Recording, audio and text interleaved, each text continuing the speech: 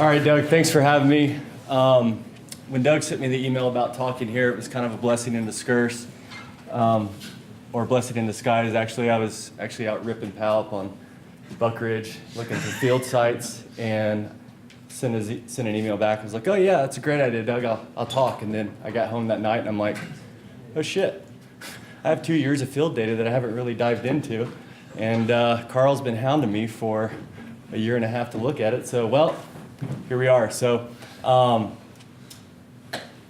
yeah, I'm just another ski bum up here talking about spatial variability. So if you're just like, oh geez, here we go again. I've got a lot of cool picks, so just sit back, relax, and I'll try to keep it short and simple so we can slowly get to the beer session. But I would like to just recognize a lot of the financial and logistical sponsors in the lower left-hand corner here, the American Avalanche Association, MAGIP, the Mazamas, for helping fund this project to some degree, as well as MSU. But then to Bridger Bowl, and as well as the Yellowstone Club Ski Patrols, they've been vital in providing access to these field sites. Stand by. There we go. You get a master's degree, but sometimes technology is challenging. So just want to acknowledge several folks here. Obviously, Yordi, Carl, and Andy for their spirited conversations and challenging me to think outside the snow pit, as well as the numerous field assistants who have literally dug and moved tons of snow for me. So why are we interested in how variable slab properties affect propagation saw test? Well, for one, the propagation saw test has been a useful tool for both researchers and practitioners to understand the mechanics of both slab and weak layers that are associated with crack propagation. Currently, our understanding of how this propagation varies is really limited, especially at the slope scale, but also in this complex wind-loaded terrain idea, especially in areas where we have large ranges of variability in our slab properties, so not thinking about uniform slabs. So the research question for this project is, well, can we quantify this variability of slab characteristics and propagation? I.e., do we see changes in our test results across the slope? And what type of correlation, if there is any, can we see in these slab properties and changes to our cut lengths and PSTs? So we're interested in how propagation changes from slat fractures, maybe to slab arrest, to full-on propagation in our saw test. A secondary research question is, well, if we see a difference in propagation, can we identify these locations within slopes where we see or experience crack initiation as well as crack propagation? And can this variability provide insight into potential trigger locations in such terrain? And I think this picture right here, and not to keep beating up the same event that we were just talking about in the last lecture, but this picture right here speaks loud and clear to the core concept of our project. We have, on the left side of the picture, deep wind-loaded pocket of snow. Where the skier actually triggered the avalanche was over in the shallow, thin spot. So this picture kind of really speaks loud and true to the taper effect that we're interested in this research. So a little bit of background. Well, we know that avalanche formation is this complex interaction between terrain, the snowpack that we love to ski and ride in, as well as these changing weather conditions. So from just a real simple elementary standpoint. So when we think about terrain, we know that terrain, as far as avalanche is concerned, we know that avalanches are more frequent in start zones with these concave cross-slope gully features, as well as slope angle variations that we might see in and throughout the terrain. We also know wind and snow can rapidly load slopes, creating widespread variability in not only our snowpack, but also in our slab and weak layer formation.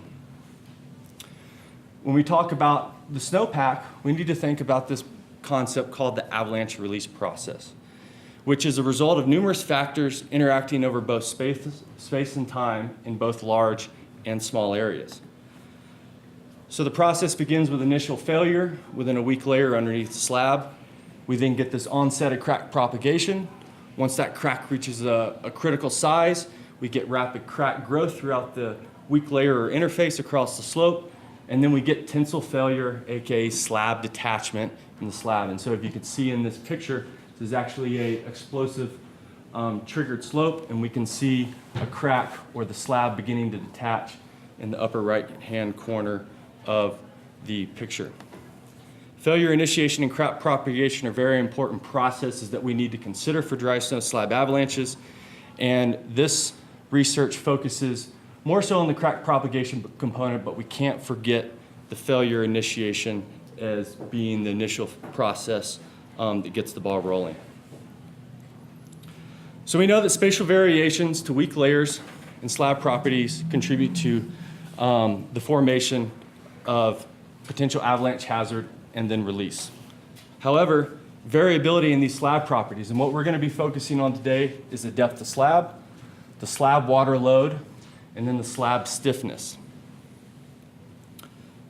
But this variability that contributes to crack propagation is sort of an area of uncertainty within the process that we don't quite fully understand from a science perspective. There's been a lot of work lately that has started to dive into this concept, but understanding how these properties vary and how propagation varies, especially at the slope scale, is still relatively unknown. So previous research, well, there's been a lot of work over the past couple decades on failure initiation as well as crack propagation. It started back in the late 90s, and in the mid-2000s, the propagation saw test as well as the extended column test came around, and they provided us with field stability tests to assess the propagation propensity of a slab and weak layer combo. And more recently, there has been robust modeling efforts towards understanding the mechanical properties of dry snow avalanches, as well as using particle tracking to help piece together the avalanche release problem or puzzle. We've developed a better understanding of increasing loads on weak layers and the importance that the slab has in this release process. However, though, there's been almost very little, if not none, or if any, slope scale variation work towards propagation, especially in areas with large variations and in this complex wind-loaded terrain. As far as spatial variability research goes in the past, Schweitzer's paper in 2008 sums a lot of the past work up really well. The majority of most slope scale work has focused on sampling uniform slabs on these relatively uniform planar slopes. And a lot of studies have implemented multiple sampling designs, such as random point sampling, grid-like patterns, or evaluating instability or the mechanics of a slab adjacent to either skier-triggered avalanches, natural avalanches, or on slopes where people have experienced WUMPs. Zach, back in 2013 for his master's, looked at spatial variability of snow structure in this complex terrain component, but it was more of a focus of snow structure, and they didn't tie that variability back to stability. So the project goals for this thesis is to investigate, once again, the variability of slab properties and how that variability affects changes in PST results, as well as cut links. And so we're going to be looking at these three parameters, as well as we started using an instrument to measure the strength of weak layers, and we'll talk a little bit more about that through the thin blade penetrometer. So our field sites. So for this talk, I'm focusing primarily on work done from this year. This has been a 2-year research project, but I'm only focusing on data and work that we've done for this season. So we conducted field work at 2 sites. One was in Middle Basin, just north of Big Sky, and the other was in an area called Muddy Creek, which is adjacent to the Yellowstone Club and on the east side of Cedar Mountain. So this is where the Middle Basin field site is. The peaks to the back are Beehive Peak and Beehive Basin. And so this site sits on the ridge in between Beehive and Middle. The Muddy Creek field site, if you exit the Yellowstone Club and head towards Cedar, it's a high point on the ridge on your left before you get to the head of the drainage. That's the Sphinx and the helmet right behind it. So the Middle Basin field site is a cross-slope convex terrain feature with a prominent wind loading occurring from left to right in the photo. The site is primarily sampled across the slope. This picture that's popping up is looking upslope at this field site, and you can see that there's this cross-slope bulge in the terrain. And right above where the people are is one of two cornices that are around this field site.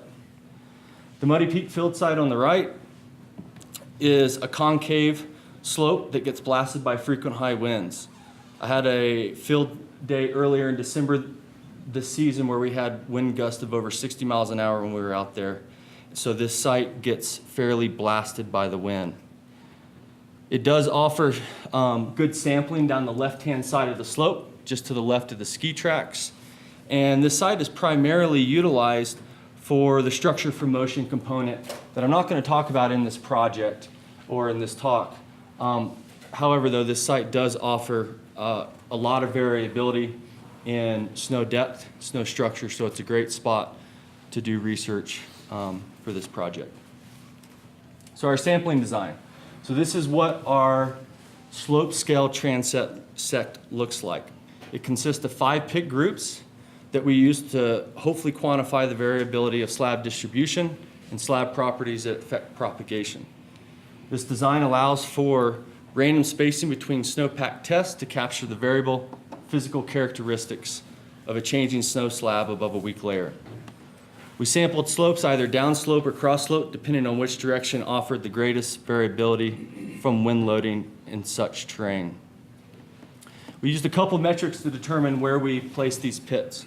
One was when sampling, did we see an increase or decrease in height of snow by at least 10 centimeters, or did we experience an increase or decrease in slope angle of at least 3 degrees? We performed 3 stability tests. We performed multiple stability tests in a group, 3 PSTs, an extended column test, and then a compression test that's not in the picture.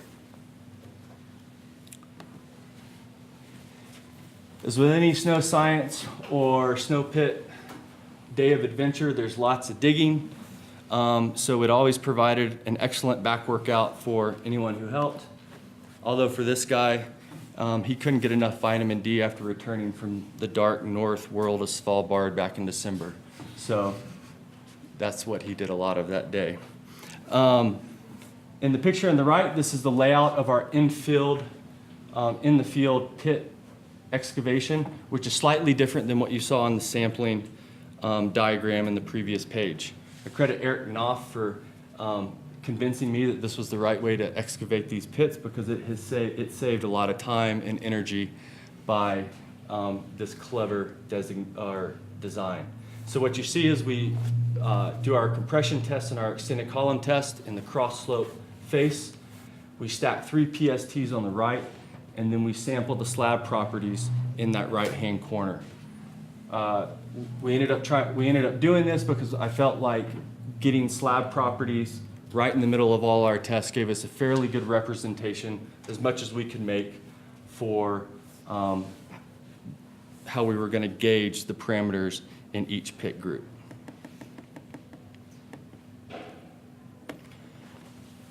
And I don't know if you guys can see that well, but this sampling and digging setup still allowed for us to have close spacing between our pit groups, so that if we wanted to capture changes over a relatively short distance, we still were able to do that. As far as field collection, over 2 seasons, we sampled 13 transects. We did 195 PSTs, 49 extended column tests, and 65 compression tests. We sampled various weak layers with various grain sizes, such as depth ore, large grain facets, and near surface facets. The first winter of 2015-16, our data collection process, we were really effective at capturing large variability in these slab properties. However, we didn't do a very good job of capturing changes to propagation saw test results. I think out of 100-something tests from last year, almost 95% propagated to the end. So we kind of missed that window of getting slab fractures. We also sampled 7 cross-slope features and 6 convex terrain features.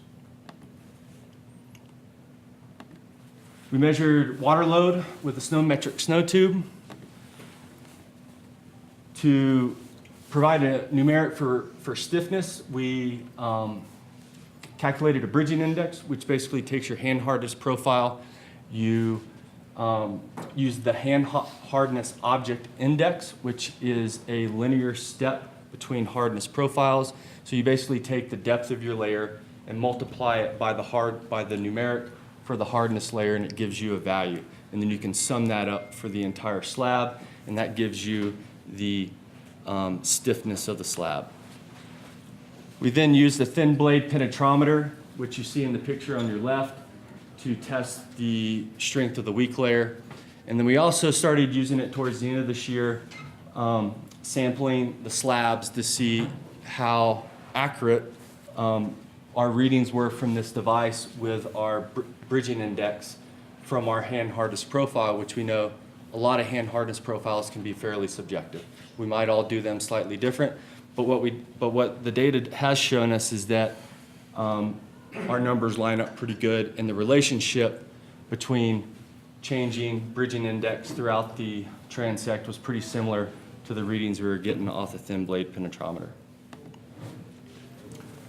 So when we look at some of the results from this year, I basically started looking at the data as a season as a whole. And so what this is showing here is a series of box plots, and on the left, on the y-axis is cut lengths to PSTs, and down on the x-axis is the stability test scores broken up by slab fracture, arrest. The P less than 50 is representing propagating cracks to the end where the cut length was less than half the column. And the far right grouping is cut lengths that were greater than half the column. All of our slabs that we tested this year were less than 1 meter deep, so our uphill columns were all 100 centimeters. The dotted line in the graph on the left represents the longest cut length associated with the slab fracture result for the season. The box plots, the box represents the middle 50% of the data, and the line, the big thick black line in the middle, is the median value. The whiskers on either end of the box represent your min and your max, and then the points outside of that are outlier data points.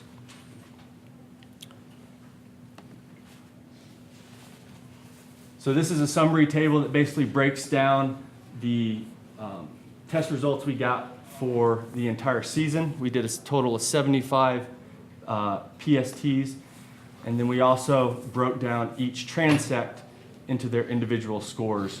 And so we did 15 PSTs on each day. We can see that throughout this entire season, the majority of our test results were propagating cracks all the way to the end of the column, less than half that column length in terms of cut length. And then we did have 20% of slab fracture results as compared to roughly about 3 to 5% from last year. So I think we did a much better job this year in capturing that change across the slope. What we see is our slab fractures have the largest range of cut values. And then what's also interesting is when we have these tests where our cracks propagated to the end, majority of our cut lengths were anywhere between 87 and 100 centimeters long in the column. So when we start looking at these individual parameters, we see that both slab depth and slab water load had higher measured values for cut lengths less than half the column as compared to non-propagating results such as slab fracture and slab arrest. This makes sense because we know that load is inversely proportional to the critical cut length, and deeper slabs typically have higher densities. We also see that the median value for tests with cut lengths less than half the column for both slab depth and slab water load were higher than the middle 50% of values associated with tests that had cut lengths greater than half the column. We also see a noticeable decrease in our slab water load once our cut lengths were greater than half the column length, resulting, which these results suggest that less of a load could allow for longer cut lengths.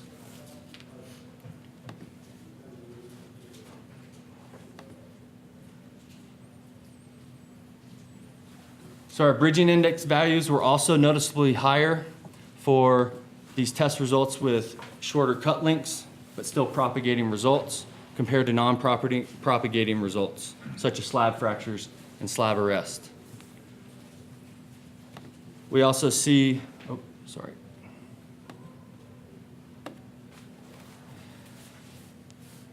We also see that the median value for our bridging index was higher for these shorter cut lengths as well when looking at these results for the longer cut lengths.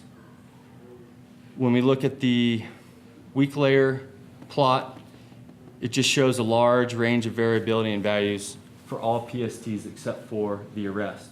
But we only had 2 tests throughout the entire winter that actually had arresting cracks. This makes it difficult with only preliminary analysis done at this point to make total sense about what effect the weak layer and the slab interaction might be having with respect to propagating results. So then we take the data from the entire season and we break it down into individual days. We begin looking at individual transects to see what sort of changes we were observing. We analyze each day separately since the slab properties, the exact location of the transect, and weak layers tested were not identical in every day. We summarize the range of slab properties and measured to visually see what differences we had for propagating and non-propagating results, and to see if it makes logical sense. We then look at the distribution and spacing of pit groups to determine if we have certain pit locations where propagation changed. This could provide us with a quantitative or qualitative assessment of the slab weak layer behavior towards propagation for individual days. And so I'm just gonna briefly talk about the results we saw from Transect 9, which was the first day we sampled for this season. So Transect 9 was sampled on December 22nd of 2016 and has a classic cross-slope taper effect. The slab transitions from approximately 40 centimeters at the lowest spot to approximately 97 centimeters at the deepest location. On the north extent of the transect, the slab depth and height of snow increased to over 1 meter. What we see here too is that group 1 and group 2 had both slab fracture and propagating results with short cut lengths. When examining Transect 9, we see that cut lengths for all slab fracture results fall within the middle 50% of cut lengths associated with cut lengths less than 50. We had quite a large range in values for our longer cut lengths that propagated to the end, but we only had 3 tests in this transect that had long cut lengths. Height of snow and slab depth have noticeably higher values associated with both propagating results. This again suggests that thinner, softer slabs might have a harder time supporting propagation when cutting through the weak layer. However, we did have a couple small values for both height of snow and slab depth that were associated with longer cut lengths. The small difference we see in cut lengths associated with propagating and non-propagating results could be from subtle differences in the overlying slab that may influence propagation propensity. As similar to the season, as similar to our entire analysis of this year's data, we see that slab water load and bridging index once again have noticeably higher values for propagating results as compared to non-propagating results. We see large increases to both load and stiffness, and that could be why we saw 60% of our test results with shorter cut lengths that propagated to the end. The continual increase in slab stiffness could contribute to why we saw longer cut lengths associated with an increase in water load, along with high weak layer values that you see in the lower left-hand plot. This suggests that propagation propensity would be less likely in the deeper, stiffer slab locations. So where do we go from here? So far, our analysis done has been very preliminary. Our first season data shows a lot of variability that needs further exploration to try and explain what's the main contributor to that variability. More recently, we've been looking at this season's data and started diving into individual day transects. Due to the nature of collecting data associated with spatial variability in slab properties, it has forced us to rethink our initial analysis platform and keep our nose above the water. We want to explore relationships between these slab and weak layer properties and see if those relationships have an effect on changing cut lengths for PSTs within each test group, but we haven't done that analysis yet. We're hoping to be able to see differences between groups and their association with changing cut lengths. Or is this concept of sampling more complex than we think? Which my gut instinct says probably is. Because I spent a lot of time scratching my head thinking about what's going on. After evaluating those relationships, the idea is to compare those relationships with these individual days to see if we can see changes in propagation that might explain potential trigger locations within similar terrain. And finally, we're hoping to utilize LiDAR as well as structure for motion data to build surface models of field sites with and without snow. Being able to quantify the temporal changes as well as the spatial variability of snow depth may provide valuable information and better understanding in variations that lead to widespread propagation or isolated propagation within a snow slab. We hope that with additional statistical analysis, this work will help us better understand the variability of crack propagation in complex, non-uniform terrain to hopefully assist with better spots to dig our pits, better spots to throw explosives, better spots to do ski cuts. So with that, I'll take your brunt of questions.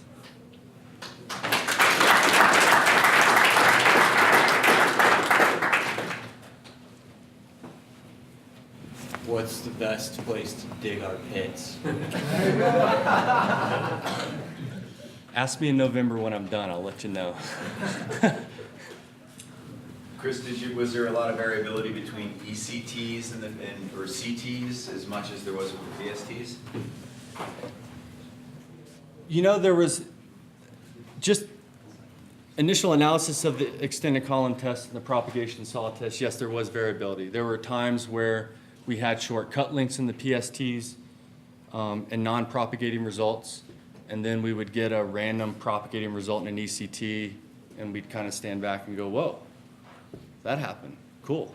And then we'd do a PST and we'd get a cut length of 98 out of 100. So there was a lot of variability there. What I can say is it seems like there's an interesting relationship between the fracture character in a compression test and the cut length in a PST. The plan is to hopefully explore those relationships with the compression test, extended column test, and the PST and see how they correlate across transects at various scenarios. But it's all kind of seems to be somewhat of a mixed bag, just initially looking at the results, but I haven't done a lot of analysis or number crunching with that. You just said that the fracture character of CTs correlated well with the propagation saw test, is that correct? Did I hear you correctly? I don't have a statistical number to define the strength of that correlation, but it seems that when we had longer cut lengths, we had more progressive collapse or broken fracture characters in our compression test. There's a couple transects where we had a noticeable change in our propagating result and changes in cut lengths. And in that same grouping, our fracture character changed from a progressive collapse to a sudden planar. But I haven't looked at it from a statistical significance standpoint, but there seems to be a visual relationship between cut lengths and the fracture character, which then gets back to the combination of failure initiation and crack propagation being kind of this dynamic combination event that seems really hard to gauge what's dominating that. But that's what my summer is going to be like. Anything else? Thanks. Yep. Very good.